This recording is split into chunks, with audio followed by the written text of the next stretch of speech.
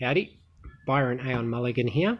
Thanks for checking in for the second part of my light diary, where I've been sharing some information with you regarding the process of gut health and my own personal journey around colonics and undertaking a number of different protocols around debugging and parasite removal and overall gut health for my own body.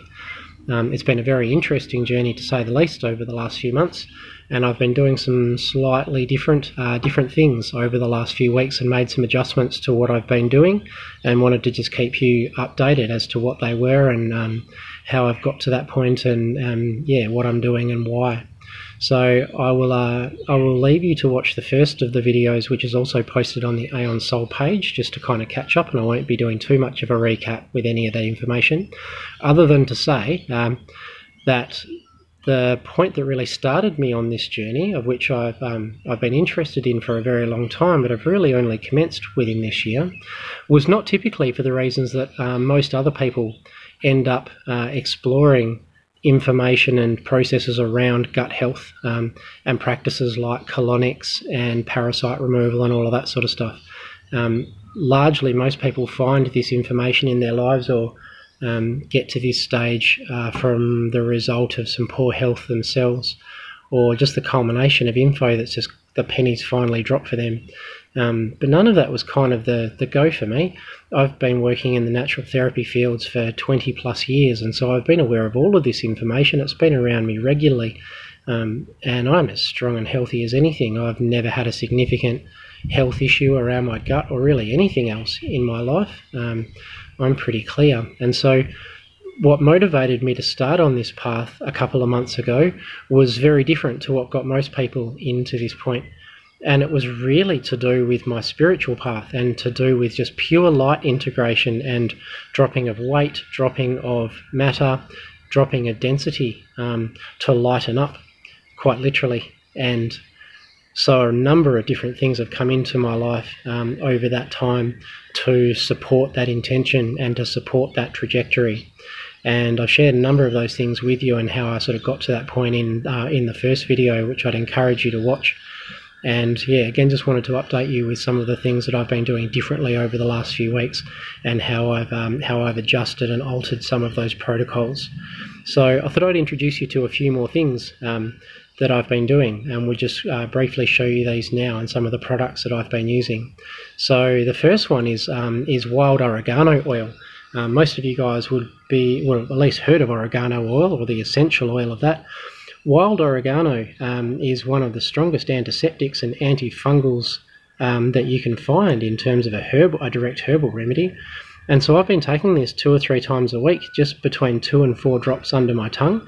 And the entire time I've been taking it, I don't think sickness would even touch me. I've felt immensely healthy and clean from a viral and bacterial point of view. Not that I felt unclean before, but the wild oregano oil, even just 2 or 3 times a week, I found has made a tremendous difference in terms of just being clear and just general bug clarity in my body. I've felt extremely healthy and resilient to illness and unwellness. So this has been one of the things that I've stayed with and have probably amped up a little bit over the last month. The product that I've been on the entire time, which I continue to use, is a product called Bowel Restore. There's a number of products like this, and they are psyllium based, which is for digestion, obviously. But this particular product contains a whole range of different herbs and natural organic products that are purely for debugging and parasite removal within the system, as well as replenishing and strengthening gut health. So this product has come on the market only in the last few years, and I cannot talk it up enough. It is absolutely brilliant. It tastes really foul, but you will get your head around it and your body will get with the program if you can find it and if you persist with it. Just get past the first day or 2 of it. They recommend that you take this with water, and it will kind of glug up. It gets very thick, so you need to drink it quite fast. But I've been having it in juice, and particularly in apple juice. I find that the juice allows it to stay a bit more liquidy for longer and a bit more digestible, and certainly a bit more palatable with the flavour. So You take generally 2 scoops of this in the morning and 2 scoops at night, or somewhere pretty close to that. And I've been quite strict with that the entire time I've been undertaking this process for 3+ months. And this has been the one product that has really just supported everything else that I've been doing. My colonic hydrotherapist, Anastasia Allen from Lighten Up here on the Sunshine Coast, got me into this product. And in combination with regular colonics, which I've been doing for several weeks now, around 2 sessions a week, I've done about 15 sessions total of colonics, including this the entire time, and it makes the world of difference. If you are ever exploring colonics in your life or are approaching colonics, which I would highly recommend that you do, I've never found a process quite as effective or quite like it in what it can offer you from a not just physical health point of view, but from a light integration and a spiritual development point of view.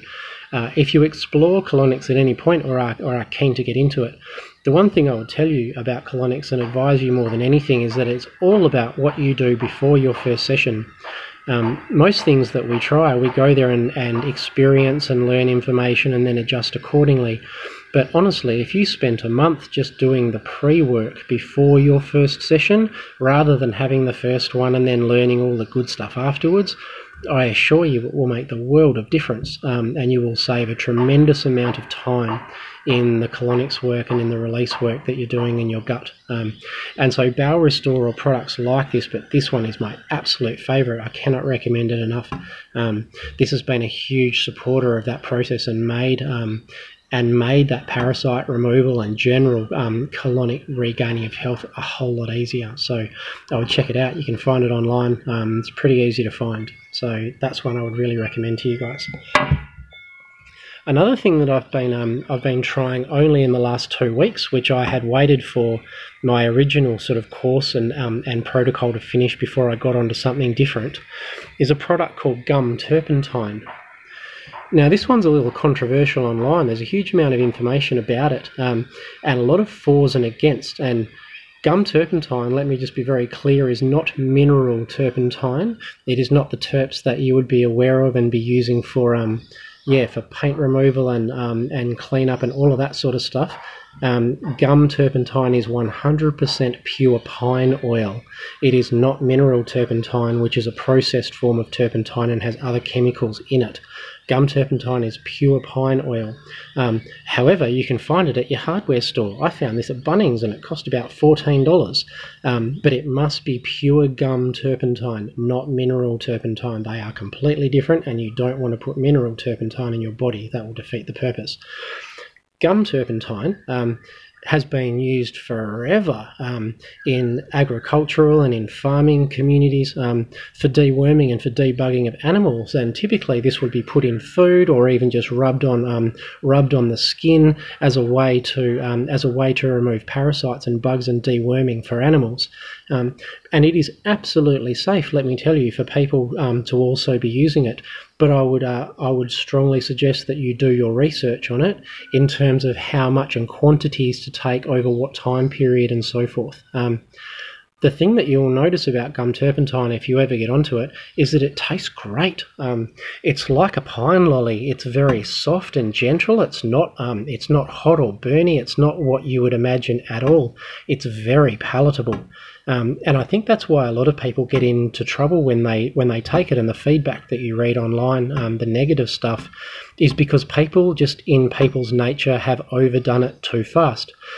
The general recommendation is to start with about 1/4 teaspoon and stay on that until you can get used to the symptoms and used to the feelings when you take it. And then over a period of time, you can work your way up to 1 teaspoon a day. Certainly no more is required, and I wouldn't recommend taking any more. And most people will also say to take breaks in between. So you take it as a course and then have a break and a series of courses in that way. But gum turpentine will absolutely eliminate candida, all forms of fungus, a whole range of things in your body quite rapidly. And so the burn off or the detox off effect is called the Herxheimer effect. And so that's the thing where when you kill a whole lot of bacteria, candida, fungus and other things in your body very rapidly without supporting that detox and elimination process, naturally you can get very sick. And so people have taken probably overdoses of this stuff because of its palatability and because of just the human condition, and then got very sick and then gone completely off gum turpentine and bagged it openly. But it's really just that the practice has not been done appropriately and safely. It cannot hurt you, but let me tell you, you don't want to be drinking cups of it, and you don't need to be drinking cups of it. But I would really recommend that you try it if you are at a serious point of looking at your gut health and looking at removing parasites and other bugs, candida, fungus and so forth from your body. The first time I tried it, as was even sort of stated online, for the first hour or two, I felt very kind of woozy and very lightheaded, just a little bit sort of drunk, a little bit weird. My energy felt a little bit off. And then in the second and third hour, man, burping, like unbelievable, the amount of air that was just coming out of my body for the next couple of hours. It didn't make me sick. I didn't feel nauseous. I definitely felt a little bit weird in my system, but not dysfunctional. I wouldn't have not been able to do anything. And so I've been taking from a quarter, I'm now up to a teaspoon a day. And I find that this is just having an incredible effect in parasite release from my body, and just generally cleaning my body up entirely. You can really feel it in your system. But it is one just to do your research on and to be a little cautious of in not overdoing it, because you don't need to overdo it. So check out some of the research online and really do your homework. There's a dude on Facebook, on YouTube called Sunfruit Dan. He's a cool little schmo. He's an English dude that lives in Thailand, and he's done loads and loads of videos on gum turpentine and using this in conjunction with other materials and protocols like castor oil and all of that sort of stuff. Check his stuff out on his YouTube channel, Sunfruit Dan.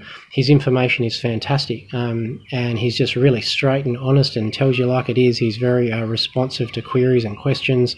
So I would recommend his stuff online if you want to do a bit more homework. The one thing that they have traditionally suggested when you're taking gum turpentine is to use it with a second product or a second material. And many people take this on a sugar cube, with the theory being that the sugar, with this, as you digest it, the sugar will then draw bugs out and attract the bugs in your gut out to have a go at the sugar. And then obviously they get smashed by this stuff. But the alternative to sugar is castor oil. And so that's what I've been doing. I don't mind the idea of sugar, but my body sort of said no to that. And to think, well, I'm trying to get rid of things that relate to sugar. Why would I put sugar in my body? So I've been using castor oil instead. Castor oil is relatively palatable, but like just about everything I've been taking, I've been encapsulating because I just don't have to deal with the taste, and it's really easy. And I find if I have no taste bud revolt, then I can tend to stay with the process for longer. So I've been taking the organic castor oil, and as you can see, I've been encapsulating it. So all of those are in capsules, and I've been freezing it, as was also recommended by Sunfruit Dan and a few other guys online. The reason being is that the frozen castor oil is a far more solid material, and by nature will stay in your gut longer than a pure liquid, which will generally flow through a lot faster. And of course you want this to stay in your gut just a little bit longer if you can, to have the maximum benefits and maximum effects. So for the last week to 10 days, I've been taking castor oil every morning, a teaspoon of castor oil with 4 of these, which is about a tablespoon or just under a neat tablespoon of castor oil, organic cold-pressed castor oil. And I take both of those together so that they're kind of sticky, and just with a little bit of water afterwards, purely just to wash down the capsules, not at all to do with the flavour of the turpentine, which tastes great. And so that combination I've found has had an excellent effect on my body for the last week or two, and I'll be continuing that for another couple of days at least. My aim was to run through with these two products in combination for about a fortnight, and then really check in with my body and see how that was going. But at this stage, it's enjoying all of it, and I won't be stopping until my guidance and my body tells me to stop or something comes in and takes over. So yeah, the gum turpentine and the castor oil combination is the go. But absolutely check out some research, Sunfruit Down on YouTube and other dudes online. Some really smart people that have done good research on this stuff.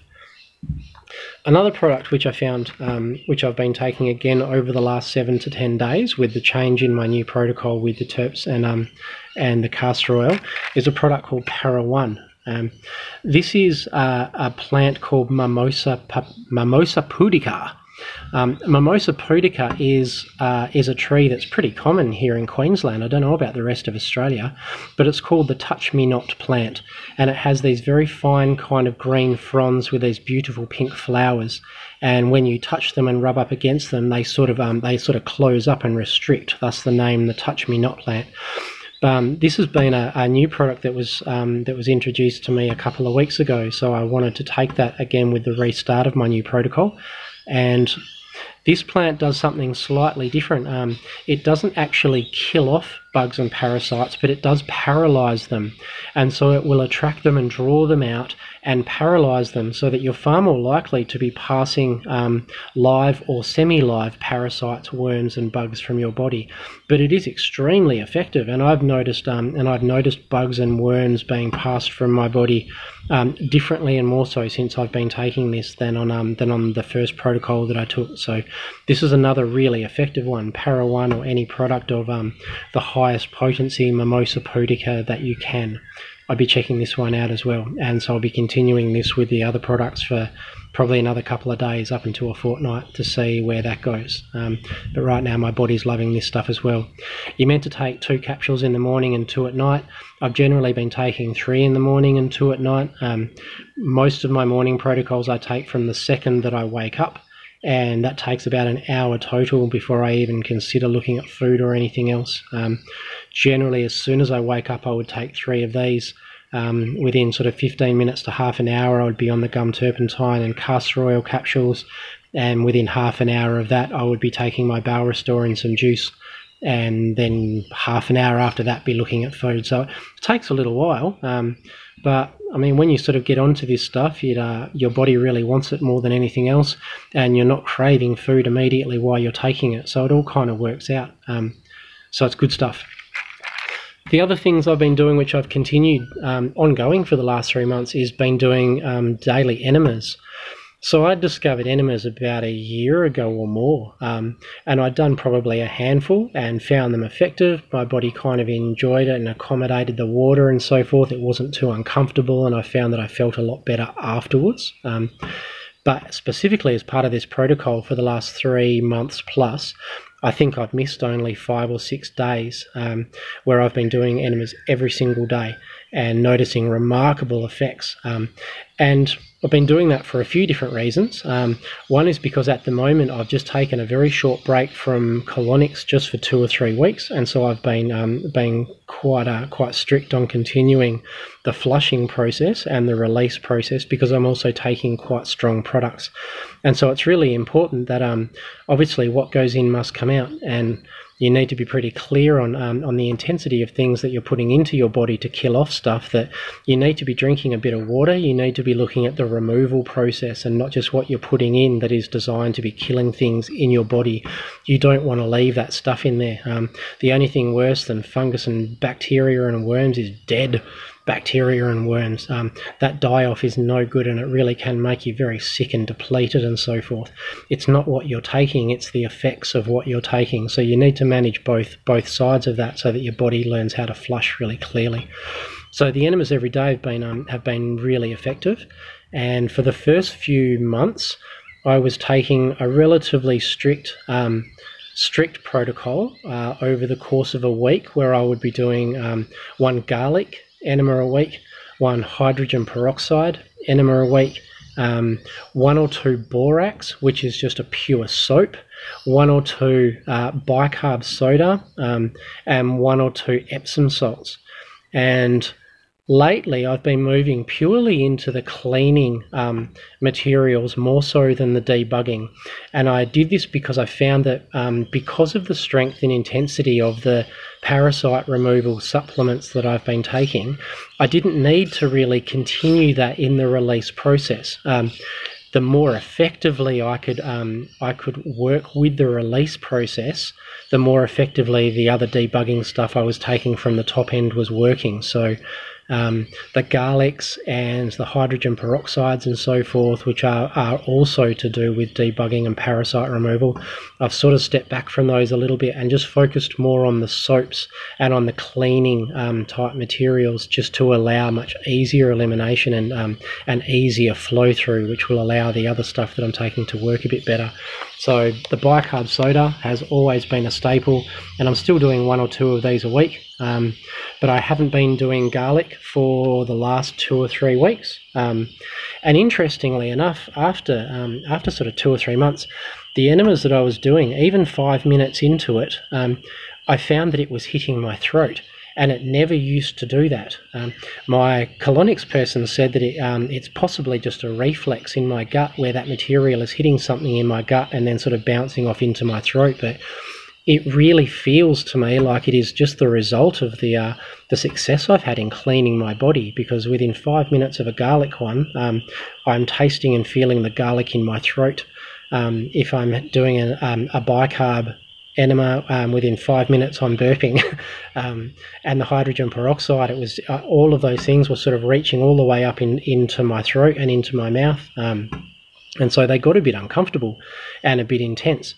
And so I've been still pretty strict with the enemas on a daily basis, and will continue to do so because it is supporting everything else I'm doing in a positive way, but have really moved back from enema material that is again focused on more debugging.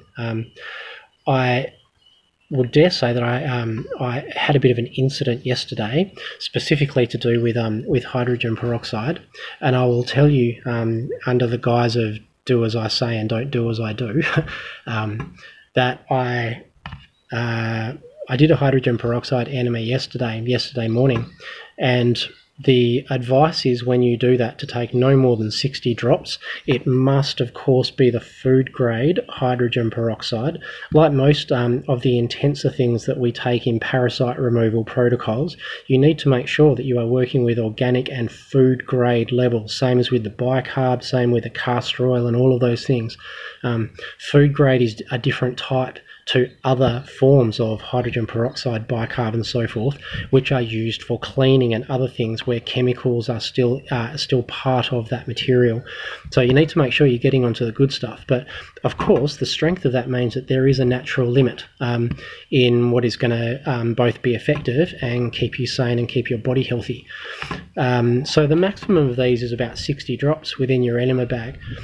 In truth, I've been taking probably 80 to 100 drops in my enemas for the first 3 months, and my body had absolutely no problem with that. I generally have a fairly high tolerance to the effects of most materials, so a slightly stronger version of that had absolutely no dramas for me.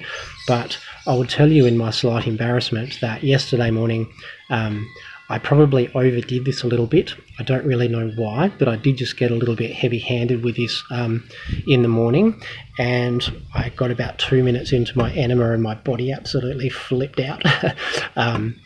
And for the rest of the morning, I felt like I was walking around in some sort of weird general anaesthetic haze. My stomach went so sore. I was very sick. And suffice to say, I could not leave the toilet for any more than probably an hour at a time for the entire day. I really messed up, and that is entirely my own fault. Because up until that time, I'd really had no troubles with it, and so I thought I would just get a little bit heavier, and my body went, "You're an idiot." And I think, again, because the 3+ months of work that I've been doing, and quite intensive work, has really just made such a difference that I cannot handle or do not need the same level of strength and quantities and doses of things that I've been taking for that time. So my body is now telling me yesterday very clearly that I need to back off with some of that stuff, and some things are no longer appropriate, and the doses that I've been taking just need to be adjusted accordingly. And like most things, when you sort of go with the rule and follow the premise in your life, rules are for people who just don't know what to do. There's nothing wrong with that theory, but just respecting that if you don't inherently follow rules because you follow your own inner guidance, there's no real frame of reference to know what's good or bad. It's really a bit of experiential trial and error. And so you need to listen to your body when it's saying you completely messed up, or we need to do something differently, we need to stop this just for now, really whatever it says.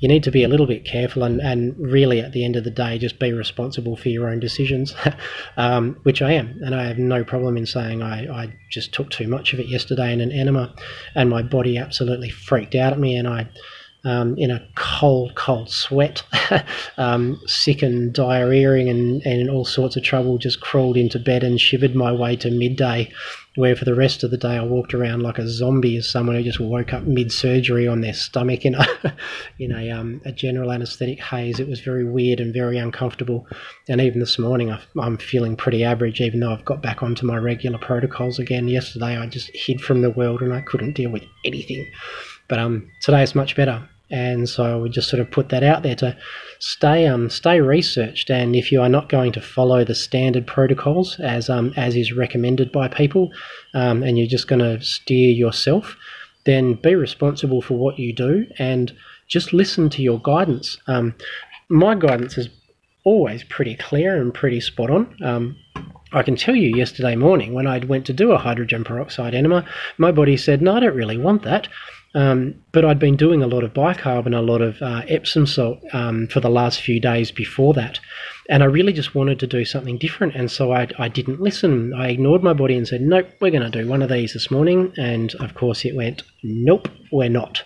And in hindsight, even at the time, I totally knew that. So that's just being accountable to yourself and your own decisions, and just being responsible with what you do, and then being intelligent enough to adjust afterwards. And if your body says, nope, that's it, or we need to adjust, doing just that. This is really the philosophy with all of this process.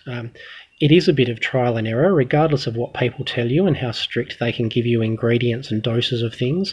It is good to trial and error for your body, because there's a million reasons why someone's tried and true advice may not work exactly or be perfectly right for you right here and now. So do steer your own ship a little bit, but always start with research. And everything that I'm taking and have been taking for the last 3+ months, I've done extensive research and talked to much smarter people than me. And within all of that information, then kind of re-tapped into my own guidance and gone with that as informed. Haven't followed anybody too strictly, but I haven't never gone into any of this sort of work blindly either, because I want it to happen properly. I don't feel like being sick and feeling miserable and like curling into a ball every single day. I need to be able to function in my day too.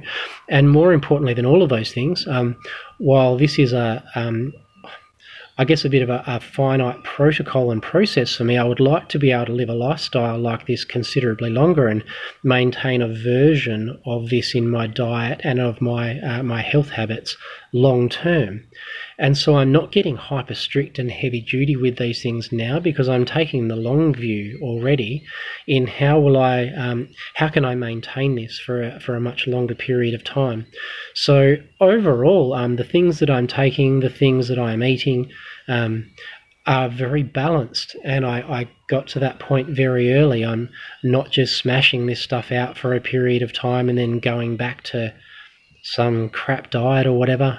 Not that I really ever had a crap diet, but everything I'm doing now is pretty loose. And if I miss an enema a day, if I don't take Bowel Restore one night, if I miss any of these things for one or both times a day, it's no big deal. The next day is just in consideration of those things that were missed, and they just get made up for, really. In terms of diet, I can say that I've remained pretty much completely dairy-free, meat-free and bread-free for these 3 months plus, which all started when this started for me all at once, which was a pretty radical shift. I didn't eat a great deal of bread or a great deal of meat, but I drank more milk than you could possibly comprehend. I was drinking 2 to 3 litres of milk a day for 25, 30 years of my life. Like, that sounds insane, doesn't it? But I was just a huge milk drinker, and that just stopped overnight with coffee for me. I haven't touched red meat. I've had a little bit of chicken, like in the last 3+ months, and even that doesn't taste great, so it's a bit of a whatever. I've had a bit of bread, still doesn't taste all that great, and it's just simple that anything that I have eaten is just in smaller quantities. I'm just being more conscious with my eating and the times that I eat and what I do to maintain that. So I'll make sure that sometime in the 12 to 24 hours after that, that I'm just a bit more strict with what I'm doing anyway. I'll make sure that enemas are always there. Any of the cleaning parts are accentuated just to maintain balance. But none of these things are particularly values-based rules. I'm really just doing what feels right from moment to moment and day to day, and because I want to be able to sustain this in the long term, because this is just working for me tremendously, and I really cannot recommend it enough for people to start exploring this path for themselves. As I said at the start of this video, and really highlighted in number 1 Light Diary, that I got to this point for very different reasons. I have not started this process in relation to being unwell or unhealthy or overweight. I was never really any of those things. This is purely from a light integration and a lightening process in an energetic point of view. And so as I anchor into light, I'm finding that all of these new things are coming to me, and with the light as my anchor and trajectory and goal, if you like, the right things are coming in and out at the right times, the right products are coming into my life, and I'm able to balance them with that as my trajectory rather than health or a health goal.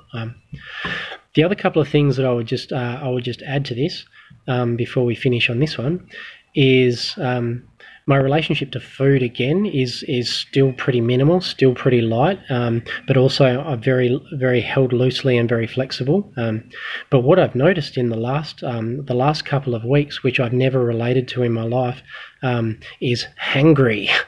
I've never really understood the idea of people getting aggro when they're hungry because they need food. But I tell you what, in the last few weeks, my body just feels so clean and so clear that when I get hungry, holy shit, I need to eat right now. And so, yeah, that's just really different for me. And so the urgency of just needing to have some sort of nutrition in my system has certainly picked up a great deal, and it's been a very interesting phenomena to watch. And yeah, it's been quite uncomfortable at times, knowing that, man, I need to eat right now, because that's never really been a thing for me. I've never had a strong attachment or relationship to food.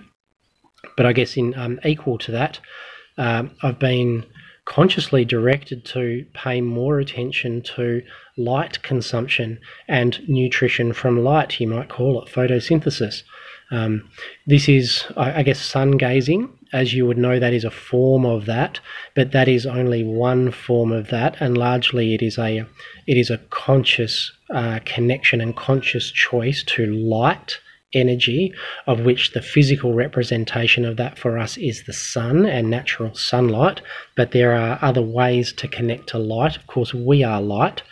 So intentionally drawing nutrition and drawing sustenance from light and pure light source, which may be done 24 hours a day. You can do it as you're moving along. You can do it as a set ritual, if you like, morning and at night while sun gazing.